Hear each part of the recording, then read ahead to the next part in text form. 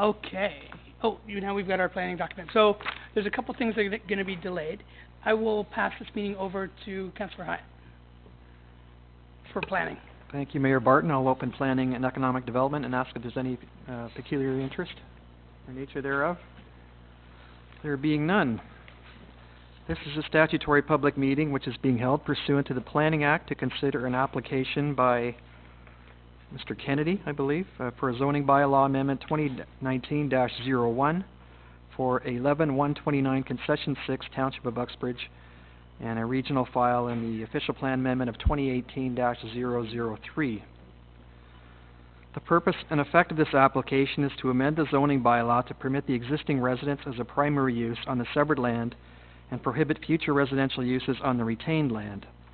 The subject property is designated prime agricultural area in the Region of Durham official plan and zoned rural in Township zoning bylaw number 81-19. The Planning Act governs the giving of public notice at various steps in the application process which the Township must comply with. Any person may attend a public meeting and make representations in response to the proposed development.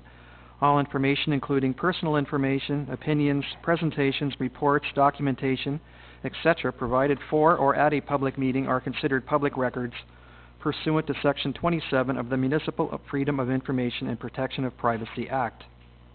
This information may be posted on the Township of Uxbridge website and or made available to the public upon request. Questions about this collection should be directed to the Director of Legislative Services Clerk, Debbie LaRue, at 51 Toronto Street South, P.O. Box 190, Uxbridge, Ontario, L9P 1T1, or by calling the Clerk's Department at 905-852-9181, extension 228. The Township often receives requests for notification above and beyond what is required by the Planning Act. The Clerk's Department does not have the resources to respond to these requests, especially where the requests are general in nature. Therefore, if a request for notification is received by the Clerk's Department, they will notify persons as required by the Planning Act. In addition, persons will be notified of any council meeting at which it is proposed that a decision will be made by council on an active matter and no other notification will be given. The Township has made available other ways in which residents may keep themselves aware of matters being considered by council. These include calling your ward councillor, checking the Township website, reading committee and council agendas, which are available in the Clerk's Department at Town Hall, usually by no later than the Friday prior to a committee or council meeting, or by calling the Clerk's Department to inquire as to the status. Thank you for your cooperation and your understanding. So how we'll start this evening is, Mr. Kennedy, are you here? Put your hand. So if you wouldn't mind coming up to the podium, or you can choose to sit at the desk and just give us a brief review of what you're planning to do.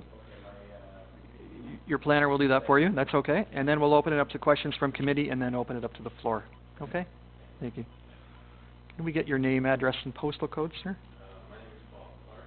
Just have a seat at the table, Bob, if it's, or there, whatever's easier for you. Okay. Okay. Do we have that? No?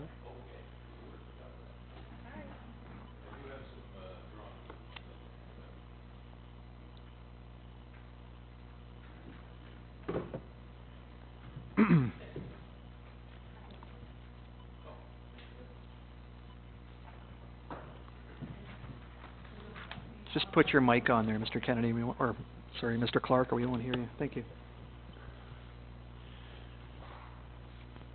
Thank you, Mr. Chairman, members of council, and members of the public. Yes, my name is Bob Clark. I'm a planning consultant, and we've been process. The proposal, as you've already heard, is for the considering this evening is part of a process for the creation of a separate lot for the residential the residents on this property. On the drawings that I've handed out, it will be a severance of the residence, which is the area outlined in red on the drawing, and the property itself is the outline that I believe is in blue, which illustrates the farm property itself. This is being proposed under the provincial policy, which allows the severance of a residential unit that is surplus to a farm operation. Mr. Kennedy has two properties, one on this property and another property on Durham Road 1. This residence is not required for his farming operation, and therefore it meets the criteria under the provincial policy for the severance of a surplus farmhouse. This policy is also duplicated in the Greenbelt Plan. This property does not happen to be in the Oak Ridges Moraine, but that is also permitted. It's also permitted under the Greater Golden Horseshoe Plan. It's also permitted under the Durham Region Official Plan, but because these two properties are not abutting, they are separate, it requires a Regional Official Plan Amendment, and that Official Plan Amendment was approved by the region recently, in January the 30th. So that part of the process, and this gets to be a more complicated process. So there's a regional official plan required, there is a severance required, and there is a rezoning required.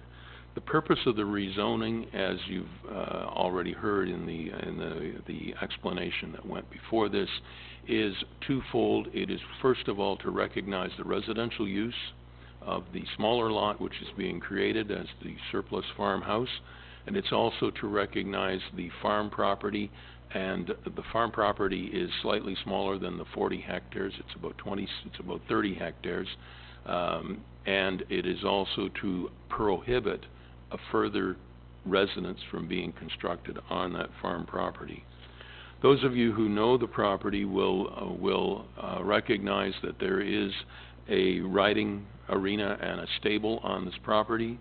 As part of our planning application, we prepared a minimum distance separation calculation to illustrate the fact that the stables, which are a livestock facility, which will be on the retained portion, have a satisfactory separation distance from the residence to meet the requirement for the minimum distance separation guidelines, which are required under the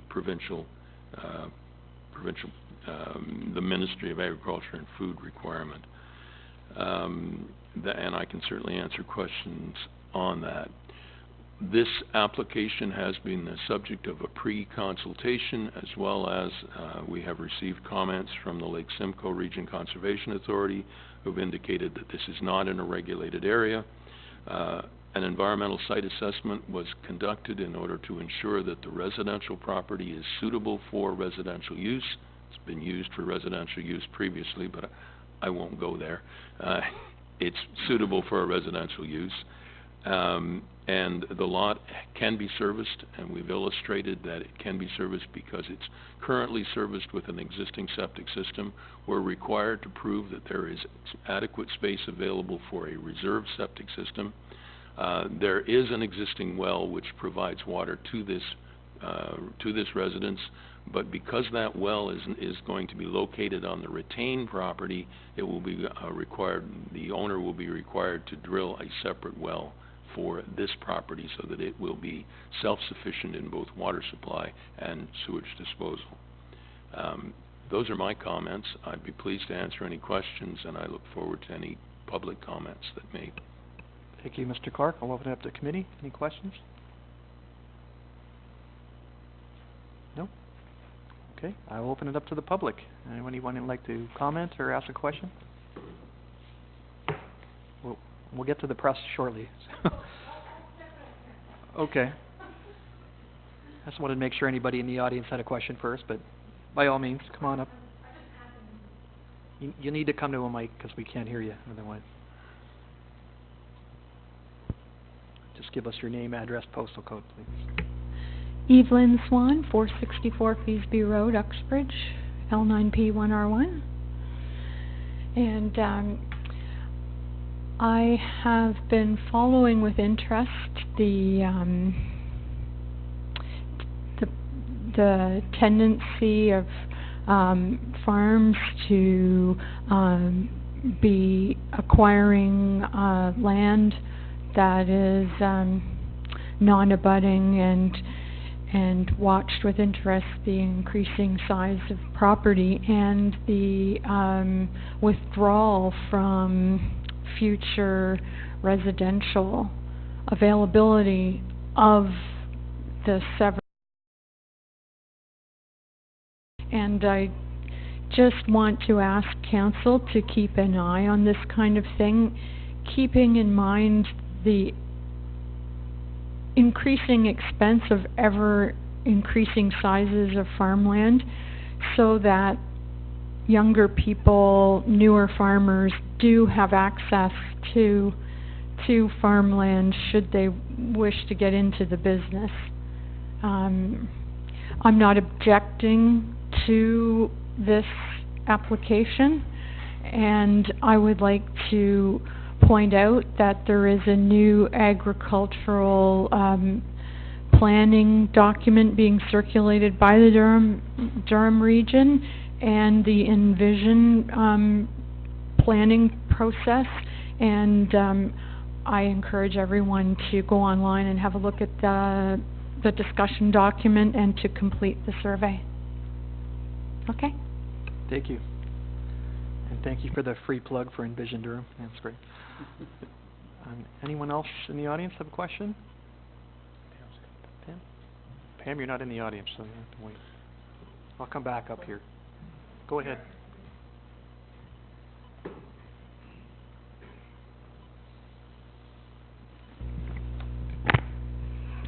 Gail Sanderson, 7909 Durham Road, 30. I don't have any objections. I'm just trying to understand this piece of land that the owner, the farmer wants to sever part of the land. The house that was on the farmland, did he just like purchase this land all in one, and then just for the land use only, and because this house is on it, is the house that is on it, is it the owners that did own the land, the farmland? Mr. Clark, did you want to answer that question? My understanding, and Mr. Kenville and Mr. Kennedy can correct me if I'm wrong, is that yes, the house was used by the original people that owned the property, but since he's purchased it, it is surplus to his needs. So the people that are still in the house, they just wanted the house and not the land? I don't have that information.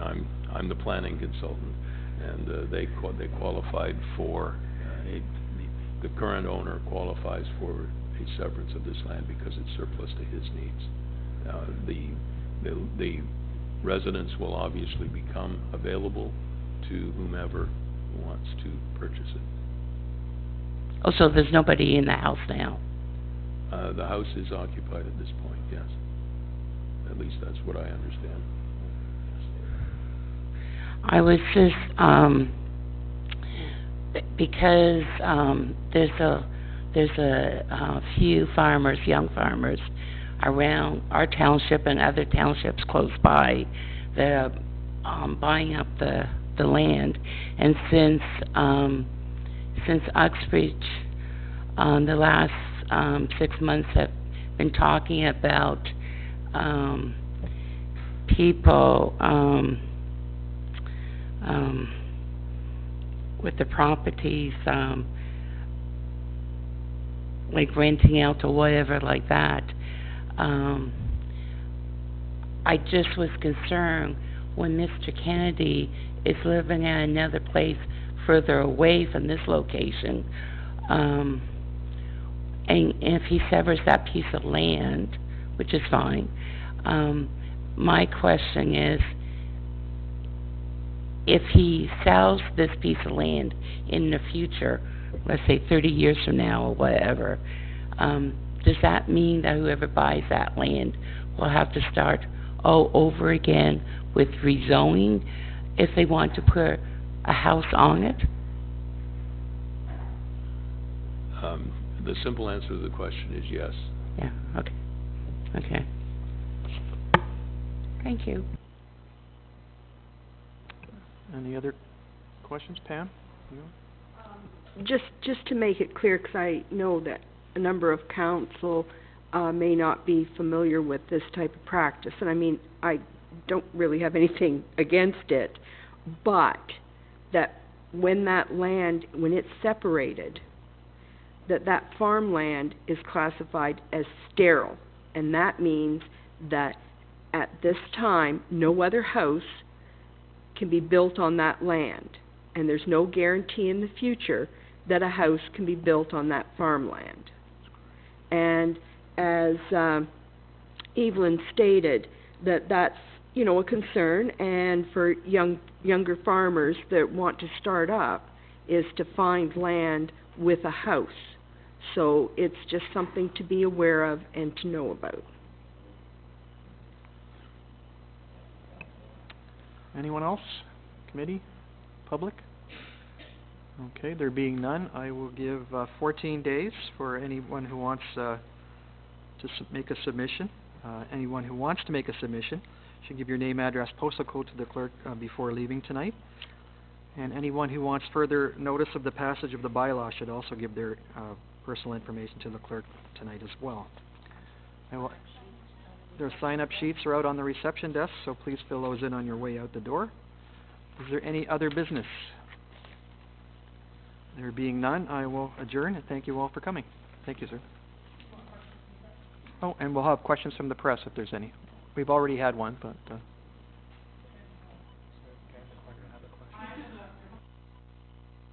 You're good.